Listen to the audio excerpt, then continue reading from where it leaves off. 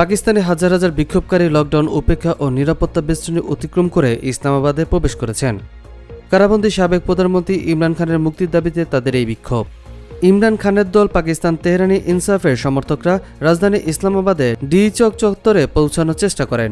এই সময় নিরাপত্তা বাহিনীর কাঁদানো গ্যাস ও রাবার বুলেট ছোড়ে। এরপরে নিরাপত্তা বাহিনীর সঙ্গে সংঘর্ষে জড়িয়ে পড়েন বিক্ষোভকারীরা।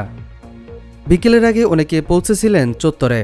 সংবাদ মাধ্যম আল জাজিরা জানায়, বিভিন্ন অঞ্চল থেকে পিটিআইয়ের বিভিন্ন পর্যায়ের নেতাদের নেতৃত্বে বিক্ষোভকারীদের গাড়িবহর ইসলামাবাদের দিকে যাত্রা শুরু করে। দলের শক্তঘাঁটি উত্তর পশ্চিমাঞ্চলীয় খাইবার পাখতুনখোয়া প্রদেশের পেশোয়ার থেকে প্রধান গাড়িবহরের নেতৃত্ব দেন ইমরান খানের স্ত্রী বুশরা বিবি ও মুখ্যমন্ত্রী আলিয়ামিন গান্দাপুর। আসিয়া বিবি ইমরান খানের সমর্থকদের বলেন, তার মুক্তি না পাওয়া পর্যন্ত বিক্ষোভ চলবে। ওই গাড়িবহরের সঙ্গে থাকা পিটিআই নেতা আরবাব নাসিম বিবিসিকে বলেন, আমরা 0 পয়েন্টে রয়েছি, আমাদের কর্মীরা ব্যারিকেড সরিয়ে নিচ্ছে। তিনি আশা করছেন দিনের আলো থাকতে থাকতেই আমরা ডি চকে পৌঁছাবো। তাদের আগামী কর্মসূচি সম্পর্কে জিজ্ঞেস করলে তিনি জানান, ডি চকে পৌঁছে দাবি আদায়ের অবস্থান কর্মসূচি চান তারা। পিটিআইয়ের একজন মুখপাত্রের বরাতে বার্তা সংস্থা রাইটার্সকে এক প্রতিবেদনে বলা হয়, ইমরান খানের সমর্থকরা তাদের দাবি পূরণ হওয়া না পর্যন্ত সংসদের বাইরে বসার পরিকল্পনা করছে। তাদের দাবির মধ্যে রয়েছে খানের কারাগার থেকে মুক্তি। পিটিআইয়ের অভিযোগ, রাজনৈতিক উদ্দেশ্যপ্রণীতভাবে 1 বছরের বেশি সময় ধরে তাদের নেতাকে কারাগারে বন্দী করে রাখা হয়েছে। 72 বছর বয়সী খানকে দুর্নীতির মামলায় 2023 সালের 9 মে প্রথমে গ্রেপ্তার করা হয়। সুপ্রিম কোর্ট 2 দিন পর তার মুক্তির আদেশ দেয়। তবে 2023 সালের আগস্টে তাকে তোষাখানা দুর্নীতি মামলায় আবারও গ্রেপ্তার করা হয়। সেই মামলায় সাজাপ্রাপ্ত হয়ে এরপর থেকে তিনি কারাগারে রয়েছেন। 2022 সালের এপ্রিলে পার্লামেন্টের অনাস্থা ভোটে হেরে ক্ষমতাচ্যুত হওয়া সাবেক এই প্রধানমন্ত্রীর বিরুদ্ধে 150 শতাধিক মামলা রয়েছে, যা রাজনৈতিক উদ্দেশ্যপ্রণীত বলে দাবি পিটিআইয়ের। বিতর্কিত সংবিধান সংশোধনী বাতিল। চলতি বছরের অক্টোবরে পার্লামেন্টের উভয় পক্ষ সেনেট ও ন্যাশনাল অ্যাসেম্বলিতে 26তম সংশোধনী পাশ হয়। এই সংশোধনী বিচার বিভাগে আমূল পরিবর্তন করে।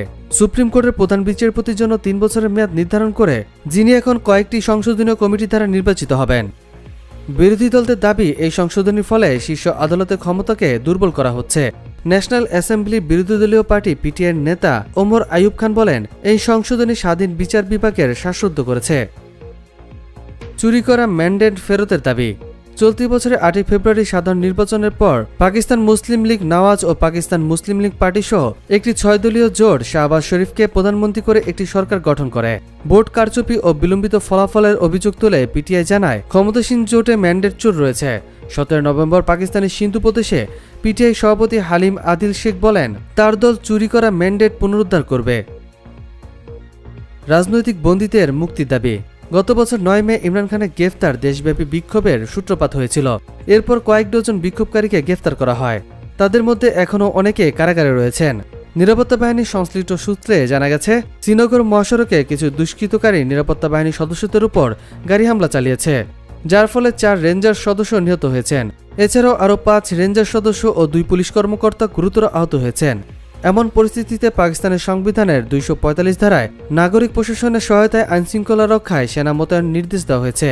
সেনাবাহিনীকে পরিস্থিতি নিয়ন্ত্রণের প্রয়োজনে শুট অ্যান্ড সাইট নির্দেশ দেওয়া হয়েছে। বিভিন্ন এলাকায় বন্ধ করা হয়েছে ইন্টারনেট ও মোবাইল পরিষেবা। বাতিল হয়েছে ইসলামাবাদে বেশ কয়েকটি ফ্লাইট। পিটিআই নেতাদের দাবি, তাদের প্রতিবাদ কর্মসূচি শান্তিপূর্ণ, কিন্তু সরকার চাইছে সহিংসতার রূপ দিতে। পুলিশের সঙ্গে সংঘর্ষে বহু পিটিআই কর্মী আহত হয়েছে বলে অভিযোগ তাদের। ইসলামাবাদের ডেপুটি কমিশনার ইরফান নওয়াজ মেমন বিবিসিকে বলেছেন, বিক্ষোভকারীরা ডিচকে পৌঁছেছে।